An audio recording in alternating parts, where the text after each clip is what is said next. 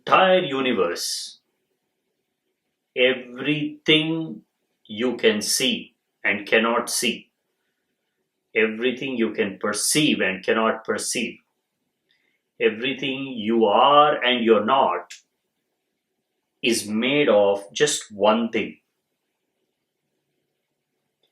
You cannot understand this one thing. You cannot experience this one thing. You cannot know this one thing because it is the only thing that exists.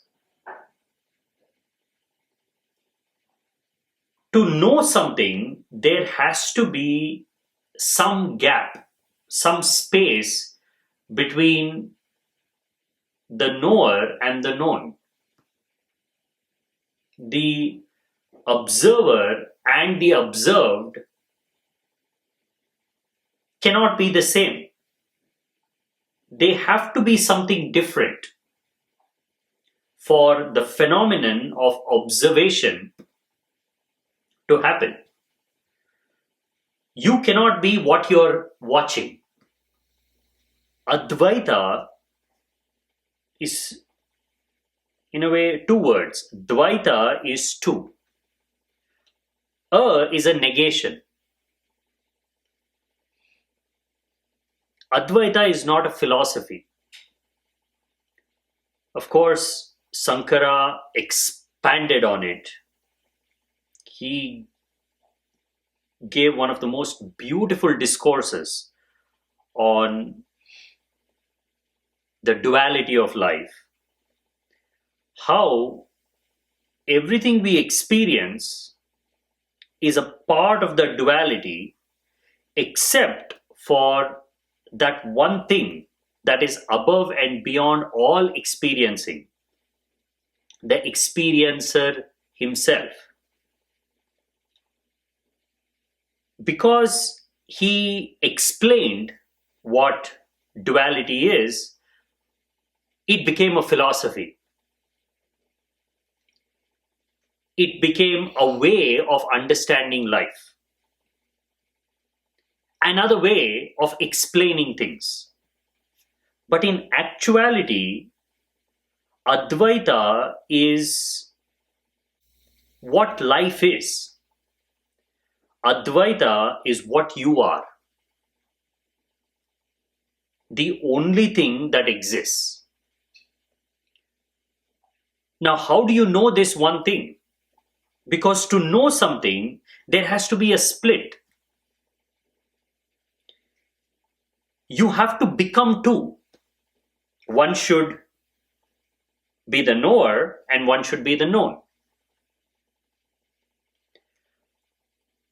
What if the universe is just made of one thing? What if your body is made of the exact same thing as your thoughts? What if thoughts are made of the exact same thing as the air you're breathing? What if language, words are made of the exact same thing as silence? What if your world of observation is a pure illusion? The very idea of observation is an illusion. Hence, there is no way to observe this ultimate reality. There is no way, in actuality, there is no way to know who you are. It is only in language that it's possible. In actuality, it is not possible.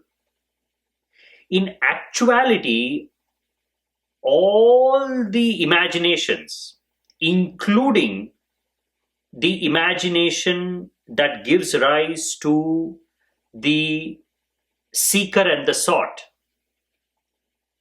the observer and the observed,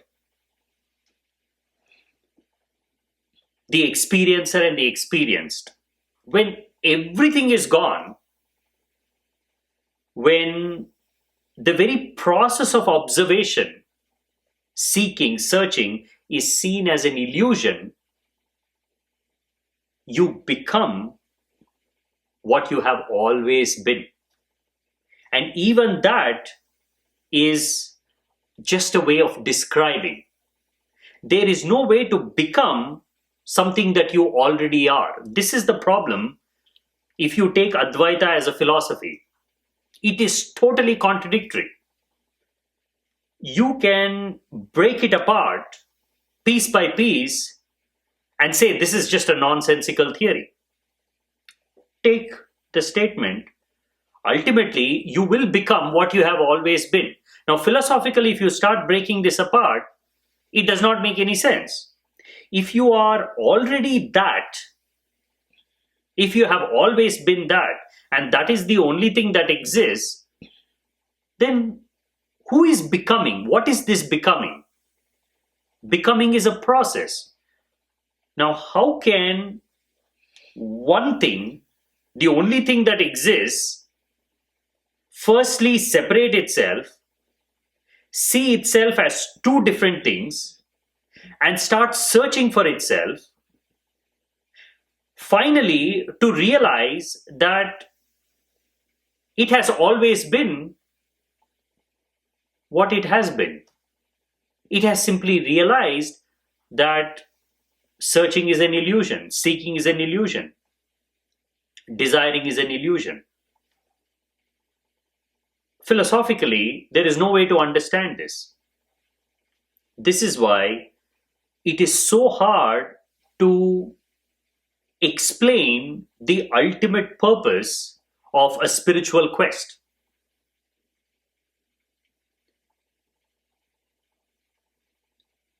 No matter how you try to understand it, it is so easy to conclude that there is no way you can get there. There is no way you can experience it.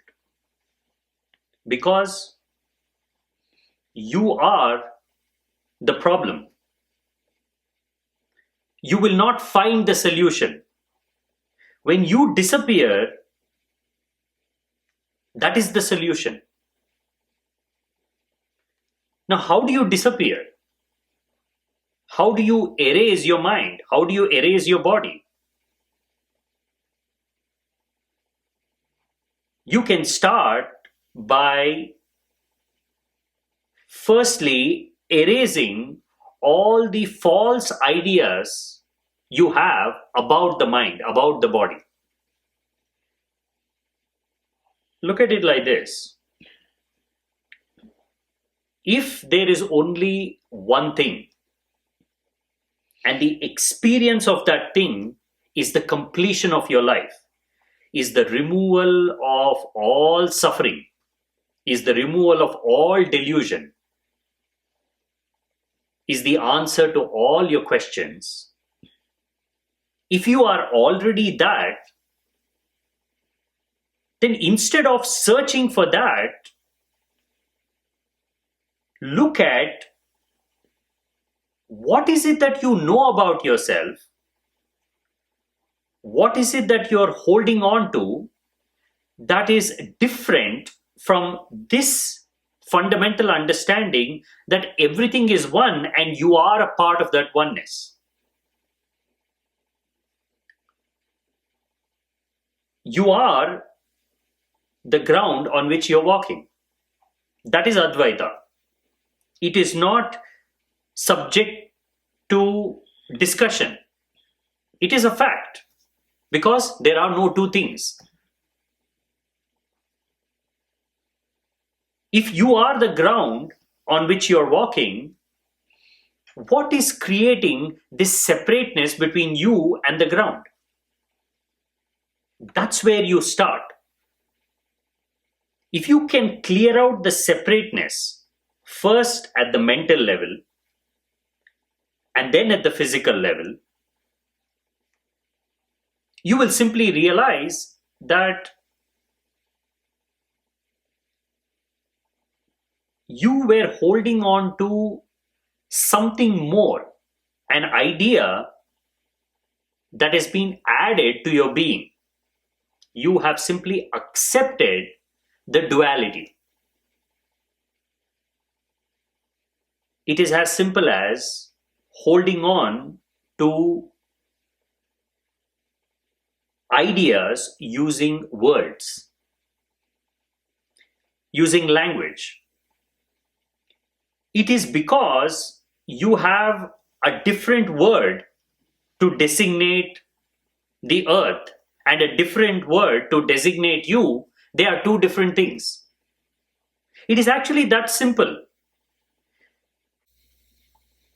In the realm of thoughts, when you're dreaming, the same ground shifts and changes and becomes something else. Nothing in your dream is fixed except for the process of dreaming. You will not be able to go back to a dream and say, I remember there was a door here. Let me see if I can find it. You won't be able to. Except for that feeling of dreaming, that sensation of dreaming, the dream is not real. It is a form of illusion. It is purely mental. It's not physical. Because it's mental, you cannot go back and find something that you have imagined to be physical. It's exactly the same in the world, except for in the outside world, things move on a different time scale. The dream is moving in such a way that you can pause and watch something, observe something, and bring in all your ideas and concepts of physicality to that dream.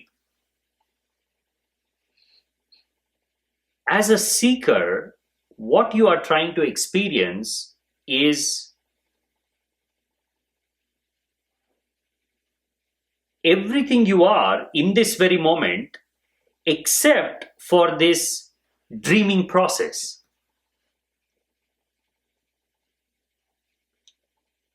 What is the illusion that you have accepted as your reality?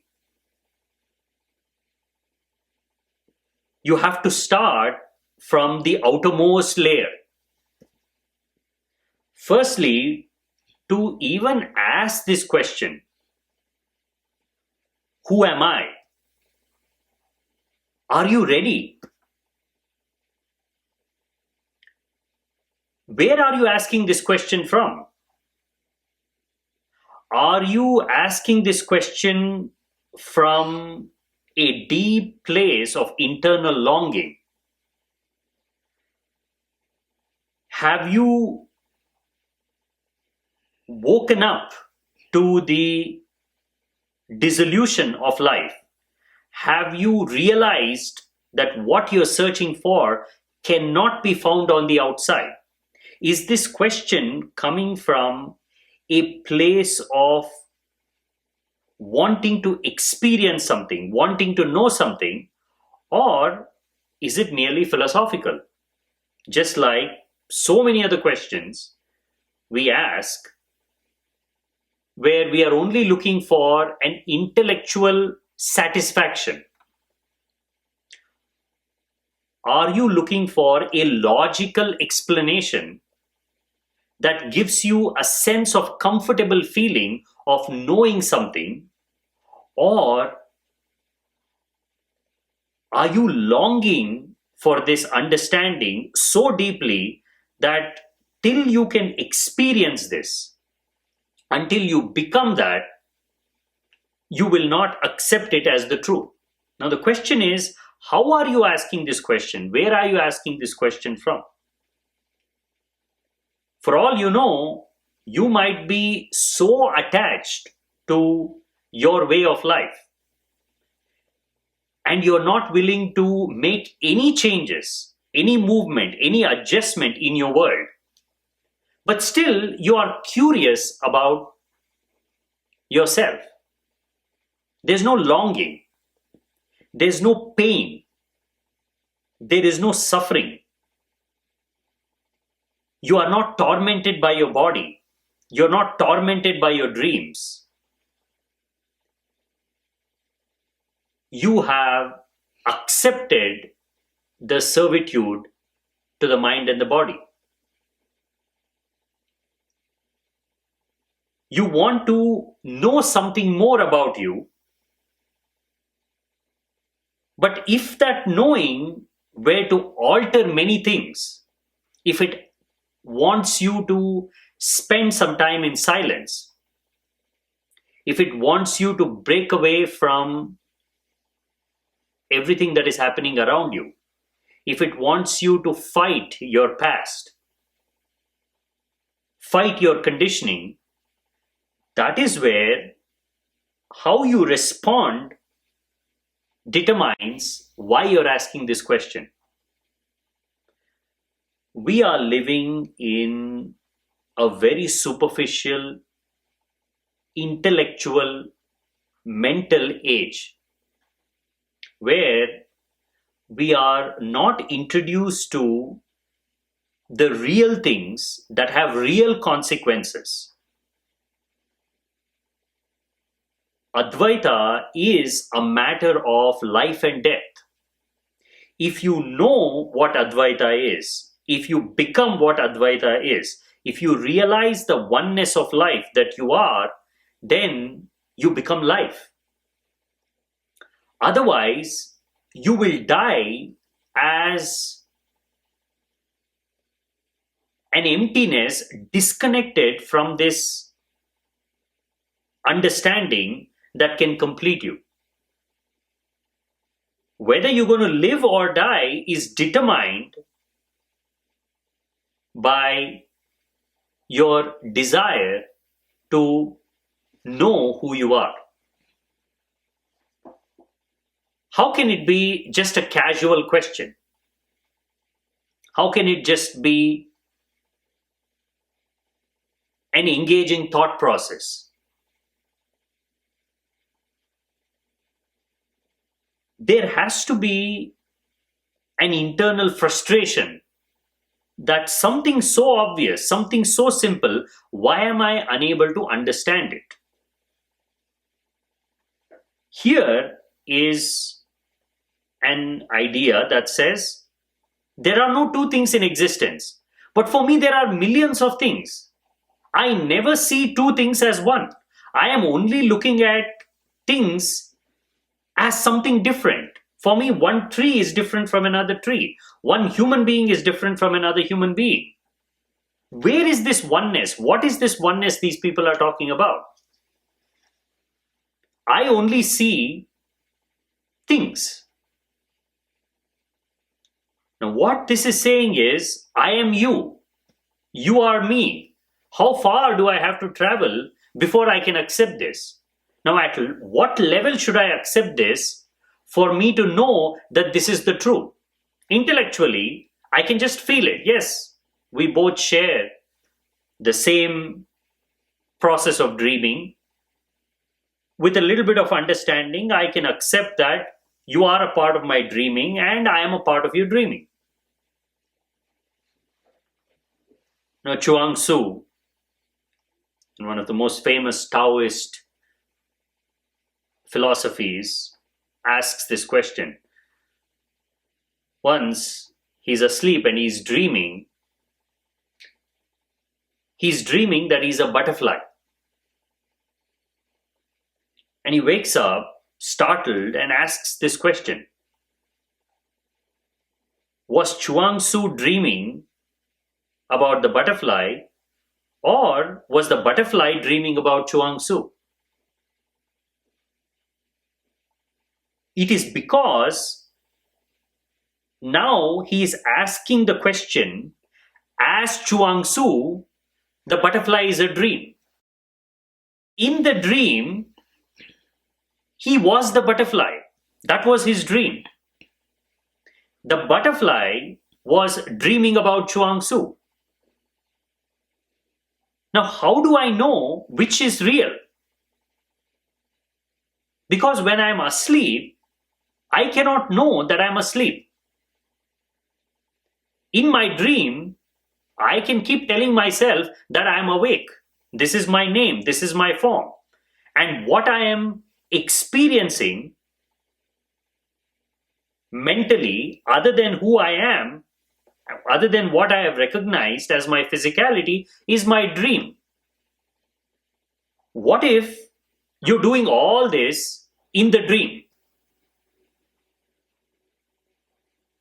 Then there is no way for you to know. Again, Chuang Tzu's dream cannot be understood as a philosophical dissertation. Philosophically, it is just a point of view. Well, it is Chuang Tzu who was dreaming about the butterfly because it was his dream. If it was the butterfly, then the butterfly would be asking this question. The butterfly would be sitting somewhere and wondering about Chuang Tzu's dream. Why did I dream about Chuang Tzu?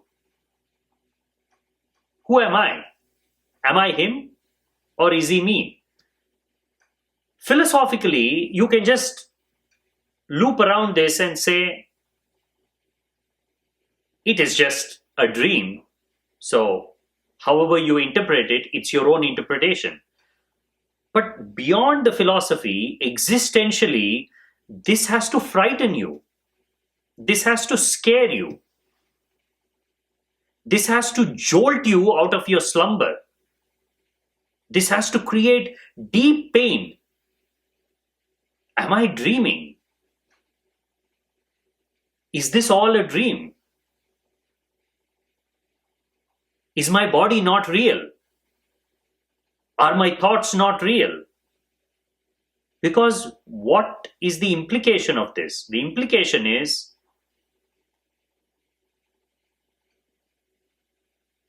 everything you have ever done, everything you will do, doesn't even register on the screen of existence.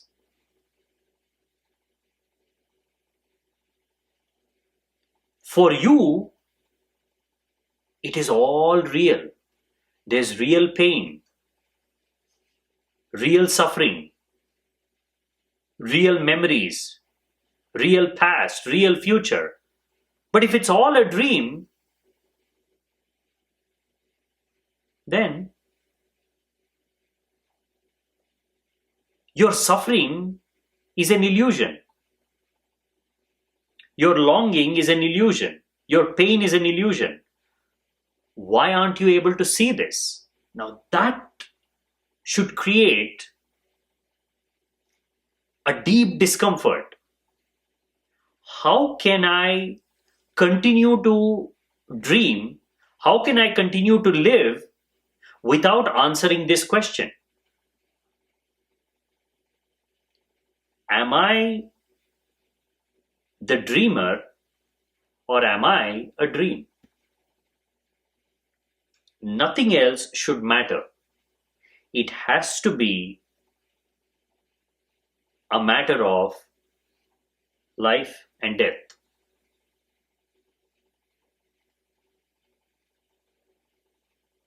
This is what separates one individual from another. The same information, the same philosophy, the same knowledge, if you give it to 10 people, 9 people will play around with it, will think about it, will reflect on it, will try to solve it, will draw some kind of amusement out of the idea. one will be sitting and crying in one corner because that question has disturbed everything. It is all right to be a fool when you don't know that you are a fool. It is perfectly all right. That is ignorance. You simply don't know. But when you know, when you have been introduced to the idea that you have been fooled by your own mind, if you accept that as your reality,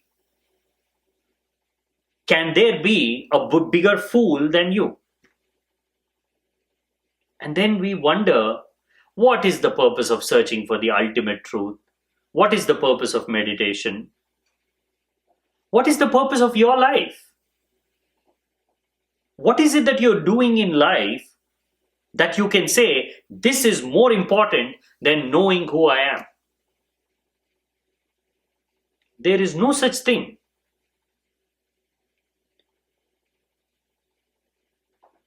To ask this question, what is Advaita? What is non-duality? You have to be ready. You should be willing to go as deep as it takes to solve this mystery of duality. And you have to do it experientially. It might take months. It might take years.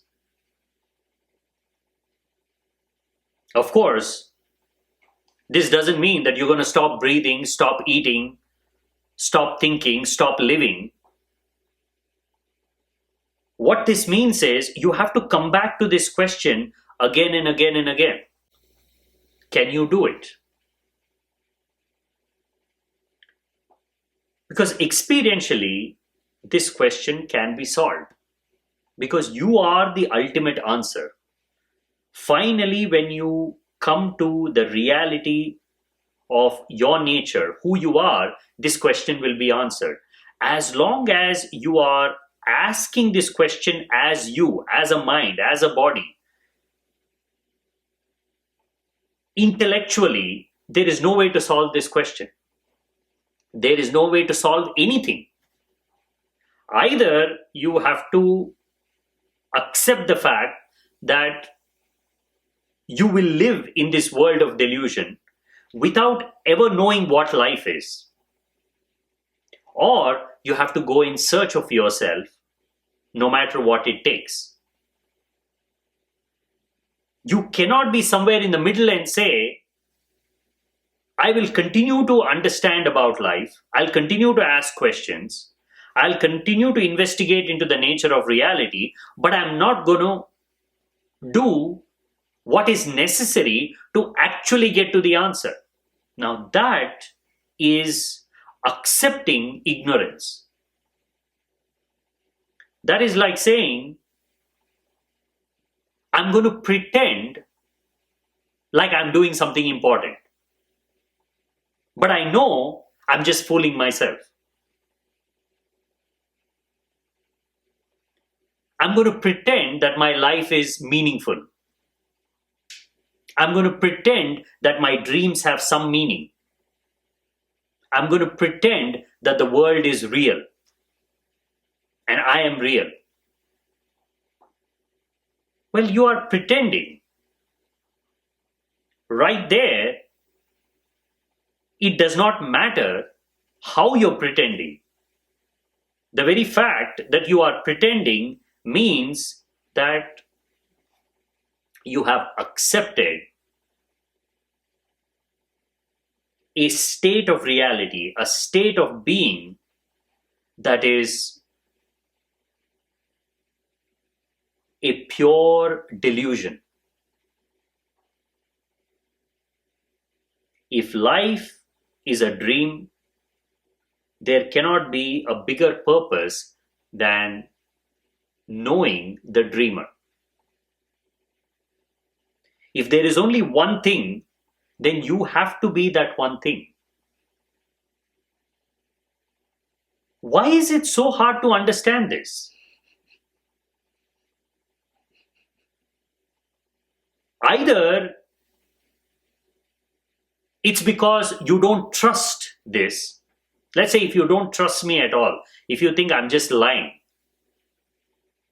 somewhere deep down, if there's a part of you that has just quietly accepted, I'm going to listen to this guy, but I'm not going to trust him, then it's fine. You can hold on to anything. Imagine you're sitting and listening to Sankara, and he's explaining to you the Advaita philosophy. He looks at you straight in your eye and says, there is only one thing in existence. Now, at that moment, you have to make a choice. Either you will hold on to your idea of life, your understanding of life, concluding that this man is an idiot, he has no clue what he's talking about, or totally surrender your entire accumulated knowledge at the feet of that man and say, I want to know what you're talking about. Explain to me. If I'm unable to understand it, hammer it inside my brain. If not, show me ways, show me methods. Because I can see what you're saying. I don't know how, but I trust you. It's only a matter of trust. Either you trust Sankara and say, duality is an illusion. Everything you experience in life, day and night, birth and death, good and bad, right and wrong, up and down, left and right, are all part of the same illusion. It's an illusion because they come in twos. Find that one thing that does not come in twos. That is the purpose of life. And what is the only thing that does not come in twos? It is you. Except for you, everything comes in twos. Who is this you that has no counterpart? You are always alone. When you're dreaming, you're alone. When you're awake, you're alone. You're not your body. You're not your thoughts. You might be in a crowded room with hundreds of people. You are still alone because you don't know what is it to experience another person. It's only in your imagination there are many things. There are many bodies, many experiences. But in actuality, you are always one, and that one is always that. It is never something else. It is so obvious. What you're searching for is not hidden. It is not obscure. It is not lost. It is too obvious. It has no form. It has no shape. It does not smell. It does not taste. But it is. It is the only thing that is. It is alive. It is conscious. It has the ability to dream. It has the ability to remember. It has the ability to forget. It knows when to pick up the body. It knows when to throw it on the bed. It knows when to eat. It knows when to walk. It knows when to take birth. It knows when to die. What is that thing? This thing has to be something above and beyond the body because it possesses something that the body is utterly incapable of. It possesses awareness, watchfulness. How can the body watch? How can the body be aware? It is just form. Again, going back to the question, where is the world? Is the world inside your head? When you look at a person, how are you able to see that person? If you were to go purely scientifically, if you were to break down that process of seeing, your eyes are capturing the image of that person, the light that is surrounding that individual and the light that is falling on your eyes is helping you to capture the image of that person inside your brain, and that to an inverted image. And then in your brain, everything that you're experiencing, the whole world is perfectly straight, perfectly normal. Your brain is doing all these things. So basically, what you're saying is, whatever you're experiencing, you are experiencing it inside your head. What a delusion. What an idiotic way, because that is not how you experience things. That is your idea. That is your concept. That is your false theory. Reality is what you call you is not inside the body. It is not operating the body from inside. Now, this is not a simple thing. This will change everything you know about you. If you are sitting inside your body, then life is real, death is real, pain is real. Whatever you're experiencing, whatever you're doing is real. There is no escape. But what if you are outside? What if everything you are seeing and experiencing, you are able to see and experience them only because they're all happening inside you? What if this you is not limited? What if this you is universal? What if this feeling of I is the feeling of the universe, is the feeling of existence? What if this perception of I am is the fundamental thing, the only thing that exists? Everything else is a part of that dreaming process of that I am. I am dreaming. If you can stop dreaming, finally, only the I am would be left. The formless, the shapeless, you. It is not hard to understand this. It's because you don't want to believe in this. Because if you believe in this, if you accept this, then you have to change your way of life. You can't be doing the same things that you're doing now. How can you wake up in the morning and forget this and go to work? You will ask the question, what am I doing here? What is the purpose of this work? You will question everything. Why did I get married? Why do I have children? Why do I pay taxes? If I am everything, what the hell am I doing here? And what is it that I'm trying to accomplish in this dream? I'm trying to search for what? Happiness? Peace of mind?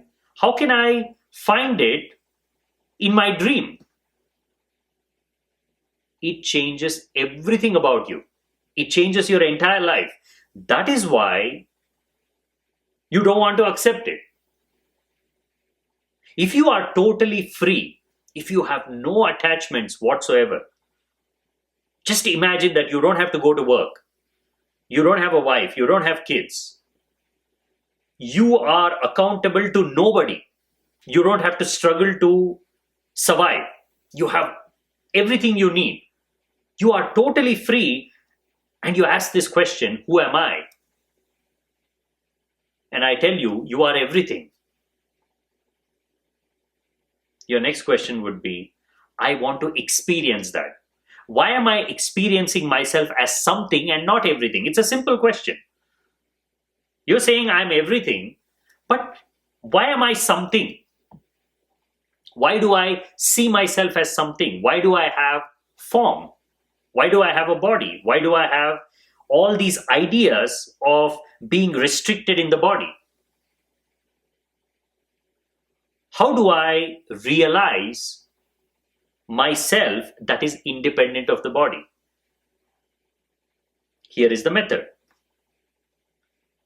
You have to quieten your mind. You have to quieten your body. That's it. They're just too noisy. You are interpreting this noise as you. That's the only problem. Here is a method to get rid of this noise. Because you have become addicted to this noise, it will take some time. It won't go away immediately. But however long it takes, know that through this method, you can get rid of this noise permanently. At your moment of choosing, you can become fully silent. So silent that you are liberated from the mind and the body. How does it matter how long this will take? This is your ultimate thing. There is nothing above and beyond this. So why bother about how long it will take? You need to only be bothered about, am I coming back to this question again and again? Am I applying this method again and again? Even when I'm frustrated that I'm not able to get it, even when I'm frustrated that I'm not able to move towards it sooner, because you don't know how it's working. Time is a delusion of the mind. Your questioning is a delusion of the mind. The only thing is, are you doing it? If you're not doing it, if you're not practicing the art of becoming that oneness, then these are just ideas. You can just watch a video, read a couple of books, and then go back to sleep. Wake up in the morning, go to a new teacher, find a better book. Wake up. You have to wake up. Waking up is real. You got to do something. You have to bring this habit of waking up into your life. You have to make some space. In 24 hours, you need to make 2 or 3 hours of absolute space for this practice. It cannot be 10 minutes of learning about something so deep, and forgetting all about it. This has to torment you.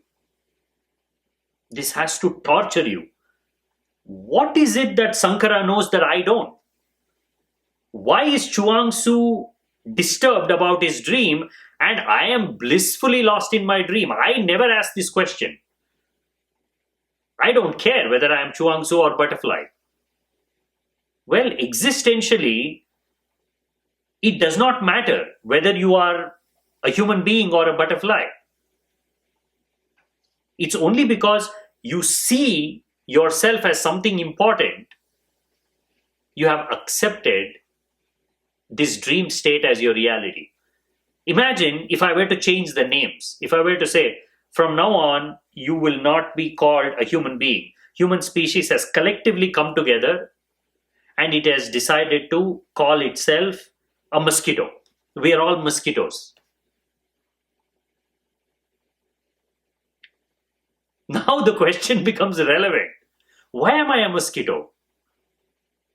Why should I be a mosquito? Can I be something more than a mosquito? Or is my purpose to simply live and die as a mosquito? All I do from morning till evening is look for blood. And when I get it, I'm excited. I am peaceful, I'm blissful. Otherwise, I'm constantly searching for it. Is that my life? If I am a mosquito, then there must be some independent I am that has attached itself to the idea of a mosquito.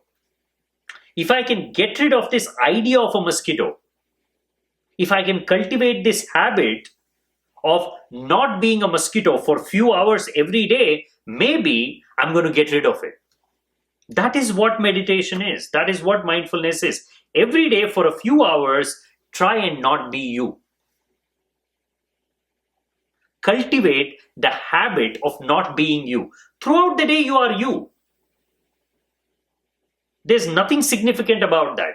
You have fallen into a dream and it's just continuing. These are not philosophies. These are not ideas. These are gateways, doorways to liberation. If you can find a teacher, if you can find a method, everything should be pushed aside to accommodate that. And when you make that a priority, you will see how much time you have. To say that you don't have time for this is to say you have no idea what you're talking about. Your entire life, everything you do from morning till evening is a waste of time. This is the only time when your time is being put to its right use.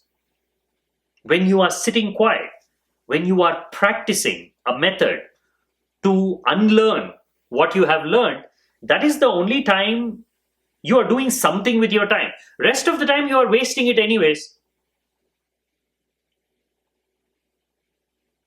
Is watching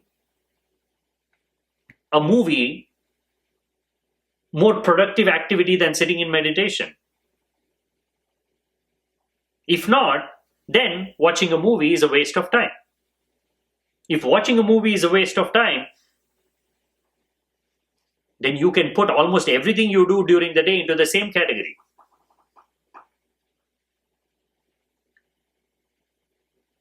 To search for truth, you have to be ready.